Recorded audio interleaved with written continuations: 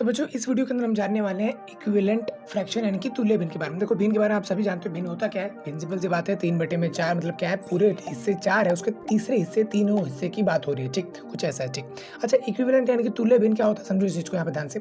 मान के चलो आपके पास जो यहाँ पर 2/4 है और 1/2 है। ठीक है, ये दोनों बराबर है। किस तरीके से समझो इस चीज को, 2/4 मतलब क्या, पूरे टोटल चीजें 4 हिस्से हैं उसके बराबर। फॉर एग्जाम्पल अपने पास एक जो गोलाकार है, ठीक है, इसके 4 हिस्से बराबर, उसमें से 2 हिस्सों की बात हो रही है। ये रहे 2 हिस्से, आप इन दोनों ले लो, आप इन दोनों ले लो, आप इन दोनों को ले लो, कुछ भी ले लो 2 हिस्से। ठीक, तो 2 हमने हिस्से ले लिए। ठीक, अच्छा अब यहाँ पर क्या है, कोई हिस्से 2 है, तो वो भी तो ऐसा हो सकता है जिसके 2 हिस्से कुछ इस तरीके से हो, तो इन दोनों को ये वाला हिस्सा ले लिया, तो कहीं आप देख पा रहे हैं दोनों गोले का आधा हिस्सा ही भरा हुआ है। ठीक, तो इस तरीके से कहीं ना कहीं ये चीज इसके बराबर ही तो है, समझो सकते हो। देखो पूरा 2 था, उसमें से एक हिस्से की बात हुई, तो उसके आधे की बात हो रही है, सिंपल। ठीक, अच्छा यहाँ पर क्या था, पूरा 4 था, उसके भी 2 हिस्सों की बात, मतलब उसके आधे की तो बात हो रही है ना।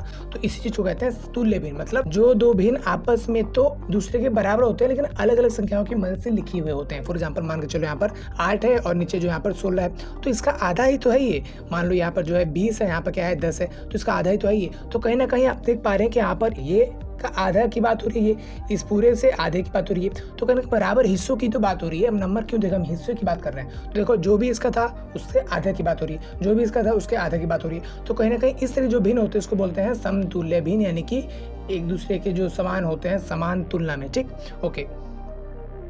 अब समझो पता कैसे चलेगा कि ये वाला भिन्न और ये वाला भिन्न समान तुल्य है। देखो हमें ध्यान से, मैं क्या करूँगा, इन सबको जो है छोटे नंबर में लिखने की कोशिश करूंगा, मतलब मैं इन दोनों को काटूंगा किसी एक ही नंबर से। ठीक, सिंपल सी बात है। अगर मैं इसको जो है 2 से गुणा करूँ ऊपर भी और नीचे भी, तो ये बढ़ेगा, 2 दूनी 4 हो जाएगा और ये हो जाएगा 4 दूनी 8। तो कहीं ना कहीं 4/8 और 2/4 एक ही बात तो है, इसका आधा की बात हो रही है, इसका भी आधे की बात हो रही है। तो कहीं ना कहीं हम एक ही हिस्से की बात को हम जो अलग अलग या 10 अलग अलग भिन्नों की मदद से लिख सकते हैं। इन भिन्नों को आपस में समतुल्य कहते हैं। कैसे पता करेंगे, सिंपल सी बात है, दोनों को काट दो किसी पार्ट से, देखना है ये कट के, फॉर एग्जाम्पल 8 से ये काटा, ये भी काटा, कितना आ गया 1/2। ठीक, इन दोनों को काट देते हैं 10 से, तो 10 से इसको काट देते 1/2। कहीं ना कहीं देखो काटने पे तो लग गया ना, लास्ट में इक्वल एक दूसरे के बराबर हो गया। तो इस तरीके से हम दूसरे दोनों भिन्नों को आपस में काट पीट के निकाल सकते हैं कि वो दोनों समान है या नहीं।